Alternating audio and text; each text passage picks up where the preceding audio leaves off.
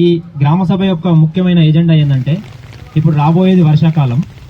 ఈ వర్షాకాలం ముందస్తు జాగ్రత్తగా అందరూ కూడా మీ ఇంటిని పరిశుభ్రంగా ఉంచుకోవాలి. అలాగే మీ ఇంటి చుట్టూ పరిసరాలను కూడా అందరు కూడా శుభ్రంగా ఉంచుకోండి.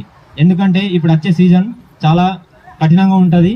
ఎందుకంటే ఈ డెంగ్యూ జ్వరాలు, అట్లాంటి జ్వరాలు, మలేరియా కానీ ఇలాంటి జ్వరాలు వస్తాయి. కాబట్టి మీరు ఫస్ట్ శుభ్రతగా ఉంచుకుంటేనే గ్రామ పంచాయతీ తరఫున మేము చేయగలుగుతాం.